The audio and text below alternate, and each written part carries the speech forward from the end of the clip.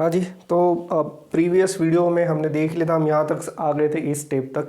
अब अगर आपको वो पहले वाले एवरेज पावर के डेरिवेशंस याद होंगे, average power for inductor, average power for capacitor वगैरह वगैरह, तो उसमें आपको याद होगा कि ये जो टर्म है, सबसे पहले तो मैं एक काम कर लेता हूँ, इसको थोड़ा सा आगे बढ़ा देता हूँ, मेरे पास जगह थोड़ी कम है, फिर भी थोड़ा सा एडजस्ट करना पड़ेगा हमें। कॉस फाई जो है वो बाहर आ जाएगा, so E not I not upon T cos phi integration from 0 to t sine square omega T D T. ठीक है, प्लस माइनस, यहाँ पे इस स्टेप में dt नहीं लिखा है मैंने, प्लस माइनस 0 to, यहाँ से साइन फाई बाहर आ जाएगा, बिकॉज जैसे मैंने पहले ही कहा है कि साइन फाई, ये फाई जो है ये कांस्टेंट है, तो उससे रिलेटेड ट्रिग्नोमेट्रिक फंक्शन भी कांस्टेंट रहेंगे, तो ये sine omega T cos omega T D T, यहाँ पर भी मैंने डी टी नहीं लिखा था। अब इससे पहले वाले जो पावर कंजम्पशन के जो डेरिवेशन है उसमें हमें पता है कि साइन स्क्वायर ओमेगा टी का जो इंटीग्रेशन आता है वो आता है टी बाई टू, और ये जो टर्म है ये 2 से मल्टीप्लाई डिवाइड करेंगे और हमें मिलेगा साइन ऑफ 2 ओमेगा टी, इसका इंटीग्रेशन 0 आ जाएगा, तो ये पूरी टर्म जो है ये गायब हो जाएगी और हमें क्या मिलेगा यहाँ पे, इसका इंटीग्रेशन टी बाई टू आ जाएगा। तो मेरे पास जगह है क्या, नहीं है, मैं यहाँ कंटिन्यू कर रहा हूँ, तो देखो क्या मिलेगा हमें। So what we are getting is this is equal to E not I naught divided by T into, देखो ये एज इट इज रहेगा कॉस फाई, एंड हमें मिलेगा इसका जो इंटीग्रेशन है वो है टी बाय टू। अब ये t और t ये कैंसिल, और एक बात फिर से बता रहा हूँ, ये पहले भी बता दिया है कि इसके इंटीग्रेशन कैसे निकाले इसकी बताने की ज़रूरत नहीं है, you can directly write integration of sine square omega T D T from 0 to t equal to T by two. हाँ जी, अब ये E not I not upon two cos phi, E not I not upon two cos phi, and that means we are getting average power is equal to E not by root two I not by root two into cos phi. कैसे किया ये पहले भी हमने एक बार देख लिया था, कहाँ पे, average power in a resistance. अब E not by root two I not by root two, ये क्या हो जाएगा, E R M S into I R M S into cos of phi. So this is the final expression for average power consumed in LCR circuit. I hope ये derivation clear है, और ये derivation आ सकता है 3 marks के लिए। Derive average power consumed in series LCR circuit, बस इसके आगे थोड़ा और डिस्कशन हमें करना है, और ये डिस्कशन के लिए ना मुझे ये पार्ट हटाना पड़ेगा, ये पूरा जो पार्ट है ये मैं हटा रहा हूँ अभी, क्योंकि इसके बाद वाली कुछ टर्म्स बाकी है, और वो टर्म है, सबसे इम्पॉर्टेंट टर्म है ये cos phi. This cos phi is called as power factor. Cos phi जो है इसे कहते हैं पावर फैक्टर, और इसका जो एग्जैक्ट एक्सप्रेशन अगर आपको चाहिए ना तो आपको रिफर करना पड़ेगा इम्पेडेंस ट्रायंगल को। तो इम्पेडेंस ट्रायंगल में ड्रॉ कर रहा हूँ और उसके बाद मैं कॉस फाई की वैल्यू यहाँ पे लिख रहा हूँ। ओके, सो ये है आपका इम्पेडेंस ट्रायंगल जो पहले भी हमने ड्रॉ कर लिया था, and now power factor cos phi from this triangle can be given by cos phi. Cos is nothing but adjacent side divided by hypotenuse. So cos phi is equal to r upon z. Z यानी impedance आ जाता है total, so cos phi is equal to r upon impedance है आपका r square plus XL minus XC square. ये है expression for cos phi. Power factor का कुछ मीनिंग भी यहाँ पे उन्होंने दिया है, आप देख सकते हो वो मीनिंग यहाँ पे कहाँ दिया है, पेज नंबर 298 पे दिया है। Power factor is equal to true power upon apparent power. Power factor is true power divided by apparent power. अब एक काम करते हैं, using this expression will again see some cases. ये एक्सप्रेशन से हम कुछ केसेस देख सकते हैं। पहली केस है, अगर सिर्फ रेजिस्टेंस है आपके सर्किट में, आपके सर्किट में सिर्फ रेजिस्टेंस है, L एंड C नहीं है, तो हमें पता है कि अगर सिर्फ रेजिस्टेंस है तो current and voltage they are in same phase. अगर वो सेम फेज में है so in that case phi जो है वो ज़ीरो हो जाएगा, यानी phase difference between current and voltage will be zero. If phase difference between current and voltage will be zero that means phi zero, तो cos phi जो है ये 1 हो जाएगा, ये 1 हो जाएगा। तो P average is nothing but E R M S into I R M S, और यही हमें मिला था सिर्फ रेजिस्टेंस की केस में। वो केसेस में रिवाइज कर रहा हूँ बाय यूजिंग दिस एक्सप्रेशन। अब बात करते हैं इंडक्टर की। तो इंडक्टर की केस में जो फेज डिफरेंस है between current and voltage that is 90 degree यानी π/2, cos of π/2 is 0, cos of π/2 is 0 यानी average power consumed by inductor is also 0। ये इंडक्टर की केस में भी हमने देख लिया था। दूसरा है capacitor. Again come to the capacitor. For the capacitor the phase difference between current and voltage is 0, sorry π/2। अगर वो π/2 है तो कॉस ऑफ π/2 जो रहेगा वो 0 हो जाएगा and power consumed by the capacitor will also be 0। तो ये थी कुछ केसेस। तो ये जो इक्वेशन है it is applicable to all type of circuits. They may contain inductor, they may contain capacitor, they may contain resistance, or they may contain all three components. And if the circuit also contains resistance inductor or resistance capacitor, in that case also you can use these relations. याद रखना इसमें, अगर सिर्फ circuit में सिर्फ resistance है और inductor है तो ये एक्सी जो है ना वो ज़ीरो हो जाएगा। दूसरा, अगर आपके सर्किट में रेजिस्टेंस है और कैपेसिटर है तो एक्सएल जो है वो ज़ीरो हो जाएगा। तो ये इस तरह से आपको चेंजेस इस इक्वेशन में करने पड़ेंगे according to the given condition, given circuit. याद रखना इसे। बाकी ओवरऑल जो एक्सप्रेशन है वो जो है यहाँ पे ये एज्यूम करके किया है कि सर्किट में तीनों कंपोनेंट्स अवेलेबल हैं, तीनों में से कोई भी दो रहे तो भी आप इसे सॉल्व कर सकते हो। ठीक है, अब बढ़ते हैं आगे।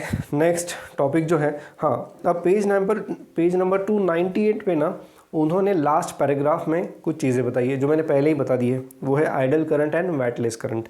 यानी अगर आपके सर्किट में सिर्फ इंडक्टर है या सिर्फ कैपेसिटर है, इन that case the current power consumption is 0। तो करंट जो है इन दैट केस उस करंट को आइडल करंट कहते हैं या फिर वेटलेस करंट कहते हैं। ये मेंशन किया है उन्होंने पेज नंबर 298 के लास्ट पैराग्राफ है, उसे आप रीड करो। उसके बाद एक मुझे सॉल्ड एग्जाम्पल दिखाई दे रहा है, उसमें बहुत सारे कैलकुलेशंस भी दिखाई दे रहे हैं, तो उसे ज़रा देख लो। लॉग टेबल की यहाँ पे हमें ज़रूरत पड़ सकती है, ध्यान देना यहाँ पे, ठीक है। ओके, सो ये था discussion regarding power consumption by different type of circuits. Next जो डिस्कशन हमें शुरू करना है दैट इज़ एलसी ऑसिलेटर। बहुत ही सिंपल टॉपिक है, so will start with the LC oscillator.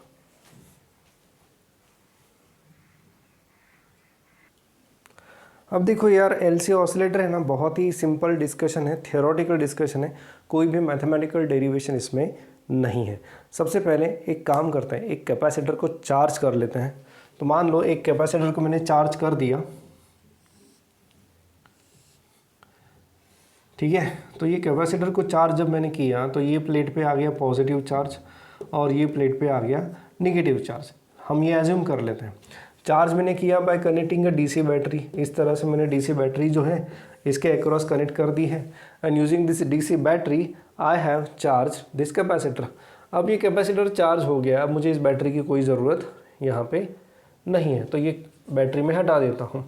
अब मैं क्या करूँगा, इस कैपेसिटर के अक्रॉस एक इंडक्टर कनेक्ट करूँगा। कैपेसिटर के अक्रॉस एक इंडक्टर में कनेक्ट करूँगा। देखो क्या होता है, जब किसी कैपेसिटर के अक्रॉस कोई भी लोड आप कनेक्ट करते हो ना, ये कैपेसिटर है, ठीक है, इवन ये कैपेसिटर चार्ज है और ये चार्ज कैपेसिटर के अक्रॉस आप सिर्फ एक वायर भी कनेक्ट कर देते हो ना, सो ये जो चार्ज है ना ये एक दूसरे को नलीफाई करते हैं। क्यों? बेसिकली यहाँ से करंट फ्लो होता है। करंट क्यों फ्लो होगा? Because of potential difference between these two plates. Current कब तक फ्लो होगा? जब तक कि ये पोटेंशियल डिफरेंस जीरो ना हो जाए। कैपेसिटर के अक्रॉस पोटेंशियल डिफरेंस रहता है, ये हमें पता है, ठीक है। So because of that potential difference there is a flow of current through this wire. कब तक करंट फ्लो होगा? जब तक कि वो पोटेंशियल डिफरेंस जीरो नहीं हो जाता। उसके लिए हमें क्या करना है, ये जो दो प्लेट्स है ना इनको सिंपली कनेक्ट कर दो बाय सम वायर। अब यहाँ पे हम सिर्फ वायर यूज़ नहीं कर रहे हैं, we are connecting these two plates but by using an inductor. यानी मैं यहाँ पे ये कह सकता हूँ कि इंडक्टर के अक्रॉस अभी थोड़ा बहुत पोटेंशियल डिफरेंस है, ठीक है। And now these two ends are connected through inductor, so यहाँ से अभी करंट फ्लो होना शुरू हो जाएगा, there will be flow of current in this direction. तो जैसे जैसे करंट फ्लो होना शुरू हो जाएगा, क्या मुझे आप ये बता सकते हो कि current immediately maximum value reach करेगा? नहीं। क्यों नहीं करेगा? बिकॉज ये इंडक्टर है, inductor will oppose that fast increase in current. क्यों? क्योंकि हमें पता है कारण क्या है, लेंज लॉ, ठीक है। तो उसकी वजह से क्या है, इसमें एक बैक ईएमएफ जनरेट हो जाता है, ठीक है, that opposes the sudden increase in current. Current increase होगा but it will take some time, वो स्लोली इंक्रीज होगा। तो होता ये है कि जैसे जैसे करंट बढ़ने लगेगा, magnetic flux passing through the coil will increase, coil या फिर सोलेनॉइड विल इंक्रीज। अब यहाँ पे क्या है, यानी ये जो इलेक्ट्रोस्टैटिक एनर्जी है, जो इलेक्ट्रिक फील्ड था उसकी जो इलेक्ट्रोस्टैटिक एनर्जी है वो कहाँ कन्वर्ट हो रही है, मैग्नेटिक एनर्जी, एक मैग्नेटिक एनर्जी में। क्यों ऐसा हो रहा है? वो ऐसा इसलिए हो रहा है क्योंकि यहाँ पे मैग्नेटिक फ्लक्स बढ़ रहा है, जैसे जैसे करंट बढ़ेगा वैसे वैसे मैग्नेटिक फ्लक्स यहाँ पे बढ़ेगा, बैक ईएमएफ भी यहाँ पे जनरेट होगा। अब होता ये है कि धीरे धीरे धीरे ये करंट जो है ना वो कम होने लगता है, ये करंट जो है वो कम होने लगता है। तो अगर करंट कम होने लगता है तो क्या होगा, नाउ ये इंडक्टर है, इंडक्टर की प्रॉपर्टी है it will oppose the change, तो वो उसे अपोज करेगा। उसको अपोज करने के लिए ये क्या करेगा, it will maintain, it will generate a back EMF like this. Back EMF इस डायरेक्शन में जनरेट होगा, यानी क्या, it will maintain the direction of current. अब जो पहले करंट बढ़ रहा था उसको वो मेंटेन करने की कोशिश करेगा। क्यों करेगा? इसकी प्रॉपर्टी है भाई, ठीक है। So plus minus, Lenz law याद करना हमेशा कि क्यों करेगा, इसके पीछे कारण है लेंज लॉ। तो करंट जब कम होने शुरू हो जाएगा, सो इन दैट केस ये जो इंडक्टर है उस करंट को मेंटेन करने की कोशिश करेगा। अब यहाँ पे हो ये रहा है, हमने क्या कर दिया पहले से ही, जो इलेक्ट्रोस्टैटिक एनर्जी थी उसको मैग्नेटिक एनर्जी में कन्वर्ट कर दिया, ठीक है। अब ये करंट जो कम होने लगेगा उसको ये मेंटेन करने के लिए इस तरह का ईएमएफ, बैक ईएमएफ इंड्यूस करेगा। उसकी वजह से करंट की डायरेक्शन मेंटेन रहेगी और उसकी वजह से कैपेसिटर जो है ना वो अभी उल्टा चार्ज हो जाएगा, यानी ये यहाँ पे प्लस आ जाएगा और ये यहाँ पे माइनस आ जाएगा। यानी ये कैपेसिटर जो है ना वो पहले से पूरा डिस्चार्ज हो जाता है। पूरा डिस्चार्ज होने के बाद क्या हो जाएगा, current will be suddenly zero, but वो सडनली ज़ीरो नहीं हो सकता, ये इंडक्टर उसे ज़ीरो नहीं होने देगा। क्यों नहीं होने देगा? Because it will oppose that change, it will try to maintain same flux through that coil. उसके लिए क्या करना पड़ेगा, उसके लिए उसको इस तरह से ईएमएफ इंड्यूस करना पड़ेगा, एक ईएमएफ यहाँ पे इंड्यूस हो जाएगा उसके अंदर। Now because of this back EMF now it has a maximum magnetic energy, और कैपेसिटर जो है आपका वो पूरी तरह से डिस्चार्ज हो चुका है। तो जो मैग्नेटिक एनर्जी है that will be utilise to charge this capacitor. तो ये कैपेसिटर जो है ना वो उल्टी डायरेक्शन में चार्ज होना शुरू हो जाता है। कब तक? जब तक कि इसकी जो मैग्नेटिक एनर्जी है हाफ Li², ये जो मैग्नेटिक एनर्जी है हाफ Li², आपको याद होगा ये डेरिवेशन हमने किया है इलेक्ट्रोमैग्नेटिक इंडक्शन में। तो ये जो मैग्नेटिक एनर्जी है ये पूरी तरह से इलेक्ट्रोस्टैटिक एनर्जी में फिर से कन्वर्ट ना हो जाए तब तक ये करंट फ्लो हो जाएगा, ठीक है। अब ये कैपेसिटर जो है ना वो धीरे धीरे धीरे धीरे या नहीं, ये प्रोसेस बहुत धीरे धीरे नहीं चलती, ये बहुत फास्ट प्रोसेस चलती है, ठीक है। पर अब क्या हो जाएगा, ये जो मैग्नेटिक एनर्जी है ये कन्वर्ट हो जाएगी इलेक्ट्रोस्टैटिक एनर्जी में। शुरुआत कहाँ से हुई थी हमारी? शुरुआत हमारी हुई थी इलेक्ट्रोस्टैटिक एनर्जी से ही हुई थी। पहले कैपेसिटर को ही हमने चार्ज कर दिया, कैपेसिटर को चार्ज कर दिया, कैपेसिटर को चार्ज करने के बाद हमने ये कैपेसिटर को इंडक्टर के अक्रॉस कनेक्ट कर दिया। So there is a increase in current through the inductor. तो करंट धीरे धीरे बढ़ने लगा, करंट बढ़ने लगा। उसके बाद जैसे जैसे करंट फ्लो होने लगा वैसे वैसे कैपेसिटर जो है वो डिस्चार्ज होना शुरू हो जाएगा, क्योंकि पोटेंशियल डिफरेंस धीरे धीरे कम हो जाएगा, करंट कम हो जाएगा और एक स्टेज ऐसी आ जाएगी कि कैपेसिटर पूरी तरह से डिस्चार्ज हो जाएगा। पूरी तरह से डिस्चार्ज होने के बाद there should not be any current through the circuit, but यहाँ पे ये है inductor and this inductor will oppose that sudden, क्या कह सकते हैं, सडन रिडक्शन इन करंट। तो it will maintain the, rather there is a back EMF generated in the coil, और उसकी वजह से करंट की डायरेक्शन को मेंटेन किया जाता है। कब तक मेंटेन किया जाएगा? जब तक कि ये कैपेसिटर पूरी तरह से चार्ज नहीं हो जाता है। बट अब ये कैपेसिटर जो है वो रिवर्स डायरेक्शन में चार्ज हो गया है। तो पहले ये प्लेट पॉजिटिव थी और ये निगेटिव, अब ये पॉजिटिव हो जाएगी और ये निगेटिव हो जाएगी, और ये जो पूरी एनर्जी है ये वापस से कन्वर्ट हो गई इलेक्ट्रोस्टैटिक एनर्जी में। यानी ये जो मैग्नेटिक एनर्जी थी इंडक्टर में, ये कन्वर्ट हो गई इलेक्ट्रोस्टैटिक एनर्जी में, हाफ CV² में। ये समझ में आ रहा है? यानी पहले हमने क्या किया, इलेक्ट्रोस्टैटिक को मैग्नेटिक एनर्जी में कन्वर्ट कर लिया। अब वापस से क्या हो गया, मैग्नेटिक एनर्जी वो वापस से इलेक्ट्रोस्टैटिक एनर्जी में कन्वर्ट होगी। अब क्या होगा, अब जो है ना, अब करंट जो है वो इस डायरेक्शन में जो फ्लो हो रहा था ना, अब वो पूरी तरह से ज़ीरो हो जाएगा। करंट जो इस डायरेक्शन में फ्लो हो रहा था वो पूरी तरह से ज़ीरो हो जाएगा। लेकिन क्या वहाँ पे कोई भी पोटेंशियल डिफरेंस नहीं है? है ना, पहले जैसा पोटेंशियल डिफरेंस था वो अभी भी है, बट अब वो रिवर्स डायरेक्शन में है। तो रिवर्स डायरेक्शन में है तो अब क्या होगा, now again we have a charged capacitor and its two ends are connected through the coil, क्योंकि हमने कॉइल को अभी तक डिस्कनेक्ट नहीं किया है। तो अगेन ये कैपेसिटर जो है ना वो अभी इस डायरेक्शन में डिस्चार्ज होना शुरू हो जाएगा। इस डायरेक्शन में जब डिस्चार्ज होना शुरू हो जाएगा तो जैसे जैसे इसका चार्ज कम होते जाएगा वैसे वैसे इसकी इलेक्ट्रोस्टैटिक एनर्जी जो है ना वो कम होती जाएगी और इसकी मैग्नेटिक एनर्जी जो है वो बढ़ती जाएगी। अब क्या हो जाएगा, एक स्टेज के बाद ये कैपेसिटर पूरी तरह से डिस्चार्ज हो जाएगा। पूरी तरह से डिस्चार्ज होने के बाद ये करंट सडनली ज़ीरो होगा क्या? नहीं होगा। फिर वहाँ पे आता है इंडक्टर। इंडक्टर क्या करेगा, इंडक्टर के अक्रॉस बैक EMF जनरेट होगा। कौन सी डायरेक्शन में? अब वो जनरेट होगा इस डायरेक्शन में, और ये उस करंट को, ये वाले करंट को मेंटेन करेगा। कब तक?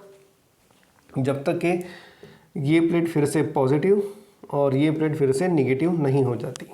तो फिर से आपने क्या किया, जो इलेक्ट्रोस्टैटिक एनर्जी है उसको वापस से मैग्नेटिक एनर्जी में कन्वर्ट कर लिया, और सॉरी हाँ बराबर है, मैग्नेटिक एनर्जी में कन्वर्ट कर लिया। मैग्नेटिक एनर्जी को कन्वर्ट करने के बाद ये कैपेसिटर पूरी तरह से डिस्चार्ज हो गया। डिस्चार्ज होने के बाद there should not be any current, but current zero नहीं हो सकता क्योंकि अभी इसमें बैक EMF जनरेट हो गया है, which will try to maintain the same flux and hence it will try to maintain the same direction of current. तो करंट ऐसे ही मेंटेन करेगा। अब ये करंट किसकी वजह से मेंटेन हो रहा है? इंडक्टर की वजह से। तो अब ये जो एनर्जी है मैग्नेटिक एनर्जी, ये वापस से इलेक्ट्रोस्टैटिक एनर्जी में कन्वर्ट हो जाती है और ये कैपेसिटर फिर से चार्ज हो जाता है। यानी हम ये बोल सकते हैं कि इलेक्ट्रोस्टैटिक एनर्जी मैग्नेटिक एनर्जी में कन्वर्ट हो रही है, वापस से वो इलेक्ट्रोस्टैटिक में आ रही है, वापस से वो मैग्नेटिक में आ रही है, और ये साइकिल जो है ना ये चलते ही जाएगा। अब आप इससे देख सकते हो कि करंट पहले ऐसे फ्लो हो रहा था, अब वो ऐसे फ्लो हो रहा है, वापस से वो ऐसे ही फ्लो होगा। तो ये साइकिल चलते जाएगा, यानी there is continuous flow of current like this. तो इस तरह के ऑसिलेशंस हमें यहाँ पे मिल रहे हैं करंट में। यानी करंट ऑसिलेशन यानी वहाँ पे कोई फिजिकली ऐसा ऑसिलेट नहीं हो रहा है, but we are getting oscillations in current value, and hence this device is called as LC oscillator, या फिर इन ऑसिलेशंस को कहते हैं LC ऑसिलेशंस। अब इसका जो डिस्क्रिप्शन है ना वो दिया है पेज नंबर 300 पे। You can check that discussion on page number 300। उसमें उन्होंने कैसे डिस्कस किया है कि ये मैग्नेटिक इलेक्ट्रोस्टैटिक एनर्जी है वो अभी कन्वर्ट होगी मैग्नेटिक एनर्जी में। इस तरह की डायग्राम्स आपको वहाँ पे दिखाई देगी, ठीक है। तो just go through that discussion. कोई भी डाउट है उस डिस्कशन में तो आप पूछ सकते हो, कोई भी डाउट है तो आप मुझे बता सकते हो। बट इतना ही है, हो क्या रहा है, कैपेसिटर को आपने चार्ज कर दिया, चार्ज कैपेसिटर को आपने इंडक्टर के अक्रॉस कनेक्ट कर दिया। अब किस कैपेसिटर के अक्रॉस कुछ भी आप लगा दो, there will be flow of current, तो यहाँ से करंट फ्लो होना शुरू हो जाएगा, ठीक है। कब तक करंट फ्लो होगा, कैपेसिटर कब तक करंट सप्लाई कर सकता है, कैपेसिटर करंट सप्लाई कर सकता है जब तक कि उसके अंदर इलेक्ट्रोस्टैटिक एनर्जी है या फिर जब तक उसके अंदर चार्ज है। एक बार उसका चार्ज खत्म हो गया तो क्या हो जाए, current should be zero, but ये इंडक्टर जो है it will not let it happen. Inductor के अक्रॉस बैक EMF जनरेट हो जाता है which will try to maintain same current in the direction. तो वो करंट को मेंटेन करेगा जब तक कि कैपेसिटर फिर से पूरी तरह से रिवर्स डायरेक्शन में चार्ज नहीं हो जाता। एक बार वो रिवर्स डायरेक्शन में चार्ज हो गया तो अब क्या हो गया, इंडक्टर की जो मैग्नेटिक एनर्जी है वो वापस से इलेक्ट्रोस्टैटिक में आ गई। अब क्या हो जाएगा, वापस से कैपेसिटर डिस्चार्ज होगा बट अपोजिट डायरेक्शन में। So current is flowing like this. तो यहाँ पे हम बोल सकते हैं कि यहाँ पे एसी करंट हम जनरेट कर रहे हैं। ऑफ कोर्स यहाँ पे एसी करंट की जो मैग्नीट्यूड है वो ज़्यादा नहीं रहती, यहाँ पे जो वोल्टेज रहता है वो बहुत ज़्यादा नहीं रहता, but these oscillations are very very important in our communication. हम के मोबाइल का कम्युनिकेशन या जो भी टाइप का कम्युनिकेशन है उसमें ये ऑसिलेटर्स जो है ना वो बहुत काम में आते हैं। ठीक है, इसकी डिटेल्स में हम नहीं जाएंगे, वो शायद बाद में आपको पढ़ने को मिलेगा ही अगर आप इलेक्ट्रॉनिक्स इलेक्ट्रिकल लेते हो तो इंजीनियरिंग में। ठीक है, अब नेक्स्ट, तो क्या ये ऑसिलेशंस सस्टेन रहते हैं? क्या ये ऑसिलेशंस सस्टेन रहेंगे क्या? हाँ, रह सकते हैं, बट उसके लिए कंडीशन है। कंडीशन ये है कि ये जो इंडक्टर है ना इसका रेजिस्टेंस 0 चाहिए एंड दैट कैपेसिटर है ना वो आइडियल कैपेसिटर चाहिए, तभी ये ऑसिलेशन सस्टेन ऑसिलेशंस रहेंगे, यानी करंट की जो वैल्यू है ना वो इस तरह से ऑसिलेट होती रहेगी। पर ऐसा प्रैक्टिकली पॉसिबल नहीं होता। और यहाँ पे ये है कि ये इंडक्टर का जो है ना थोड़ा बहुत रेजिस्टेंस रहता है और उसकी वजह से there is some power loss because of that resistance, I2R loss. And because of that power loss ये जो ऑसिलेशंस है ना ये डैम्प्ड ऑसिलेशंस बन जाते हैं और थोड़ी देर के बाद ये ऑसिलेशन जो है वो रुक जाते हैं। क्यों ऐसा होता है? Because we don't have any ideal inductor और आइडियल कैपेसिटर। आइडियल इंडक्टर यानी जिसका रेजिस्टेंस 0 हो, आइडियल कैपेसिटर यानी जिसमें से चार्ज लीकेज बिल्कुल ना हो, बट ऐसी चीज़ें प्रैक्टिकली अवेलेबल नहीं है। तो बनाते कैसे ऑसिलेटर? आपने बोला कि अभी कम्युनिकेशन में ऑसिलेटर चाहिए, तो वो बनता है, उसके लिए अलग तरीके के डिवाइसेस लगते हैं जो हम सेमीकंडक्टर में पढ़ने वाले हैं, बट वो स्टडी हमें नहीं है फिलहाल, तो नहीं है मेरे ख्याल से, हटा दिया है आपके सिलेबस से, चेक करेंगे हम सेमीकंडक्टर पढ़ेंगे तब। बट एनीवे, तो ये डैम्प्ड ऑसिलेशन का भी डिस्कशन उन्होंने आपके बुक में किया है, तो जस्ट गो थ्रू दैट। तो ये जो थियोरेटिकल डिस्कशन है ना LC ऑसिलेशंस का, उससे एक बार आप पढ़ लो और अगर कोई डाउट है तो आप पूछ सकते हो। मैं अभी शुरू कर रहा हूँ next topic, that is electric resonance. बहुत ही सिंपल टॉपिक है, इस सर्किट को हमने पूरी तरह से पढ़ लिया है। ये जो इलेक्ट्रिक रेजोनेंस वाला सर्किट है उसमें से बस एक पॉइंट हमें ऐड करना है, तो वो हम देख लेते हैं।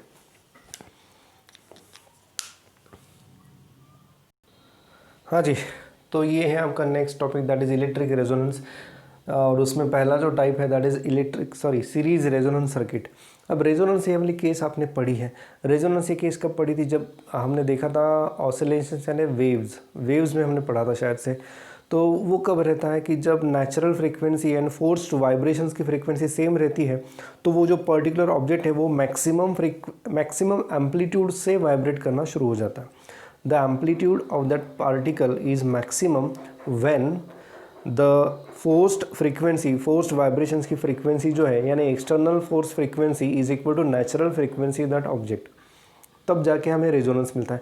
बट यहाँ पे रेजोनेंस थोड़ा सा हम अलग तरीके से देखने वाले हैं। सबसे पहले एक बेसिक इक्वेशन है आपके पास, current is equal to E/Z, where Z is equivalent to resistance. इसे Z को हम क्या कहते हैं? इसे हम कहते हैं इम्पेडेंस। तो मैं करंट को लिखूंगा I is equal to E/√R² plus XL minus XC², जहाँ पे XL जो है XL is omega L and XC is 1/ओमेगा C। अब मान लो कि मैं ये जो ओमेगा है, ये जो फ्रीक्वेंसी है, इसको मैं चेंज कर रहा हूँ, फ्रॉम मिनिमम टू मैक्सिमम लेके जा रहा हूँ, चेंज कर रहा हूँ। क्या होगा ये कि अगर मैं इसको बढ़ा रहा हूँ तो XL बढ़ने लगेगा और XC जो है वो कम होने लगेगा, क्योंकि दोनों का रिलेशन आप देख सकते हो, दोनों में इन्वर्स रिलेशन है। तो XL जो है वो बढ़ने लगेगा और XC जो है वो कम होने लगेगा, और एक स्टेज ऐसी आ जाएगी फ्रीक्वेंसी में जब बढ़ा रहा हूँ तो मुझे ऐसा मिलता है वहाँ पे कि XL is equal to XC, ये स्टेज मुझे मिल जाएगी। सॉरी, वो दिखाई नहीं दे रहा है, फिर से लिख रहा हूँ। मुझे एक स्टेज क्या मिलेगी? XL is equal to XC, यानी at a one particular frequency, at a one particular value of omega, I am getting XL is equal to XC। दोनों की वैल्यू अगर सेम है तो मुझे बताइए यहाँ पे क्या होगा। अगर दोनों की वैल्यू सेम है तो यहाँ पे एक्सएल माइनस एक्सी जो है वो ज़ीरो हो जाएगा, और अगर वो ज़ीरो हो गया तो करंट क्या रहेगा, current I is equal to simply E by R. तो यानी इस केस में मुझे जो करंट मिल रहा है, अब देखो ये एक्सएल और एक्सी यानी ये जो ब्रैकेट है वो ज़ीरो हो गई, ये ब्रैकेट ज़ीरो हो गई, इसका मतलब क्या है, इसका मतलब ये है कि आपका जेड जो है, इम्पेडेंस जो है वो मिनिमम हो गया है। इम्पेडेंस अगर आपका मिनिमम हो गया है यानी your circuit is behaving as purely resistive circuit. कैसे, वो इसलिए क्योंकि आपका एक्सएल माइनस एक्सी ज़ीरो हो गया, यानी इस करंट पे नियंत्रण किसका है, इस करंट को कंट्रोल करने वाला कौन है, करंट को कंट्रोल करने वाला सिर्फ आर है, क्योंकि ये जो ब्रैकेट है एक्सएल और एक्सी ये तो ज़ीरो हो गई, वो तो गायब हो गई। So current can be given by E by R. तो करंट की value in this case maximum रहती है, करंट की जो वैल्यू है वो इन दिस केस है मैक्सिमम रहती है, और इसी को हम कहते हैं रेजोनेंस, इलेक्ट्रिक रेजोनेंस। यहाँ पे in this case it is series resonance. Series resonance क्यों, क्योंकि in this case all the three components are connected in series. So उसके लिए कंडीशन क्या है, XL should be equal to XC, तब जाके आपका जो इम्पेडेंस है वो मिनिमम हो जाएगा। क्योंकि अगर XL is not equal to XC तो इम्पेडेंस की वैल्यू डेफिनेटली आर से ज़्यादा रहेगी, आर से ज़्यादा है तो करंट की वैल्यू मैक्सिमम नहीं रहेगी, थोड़ी कम वैल्यू आपको मिलेगी as compare to that maximum value. So इस कंडीशन को हम कहते हैं रेजोनेंस, और वो यहाँ पे उन्होंने दिया है।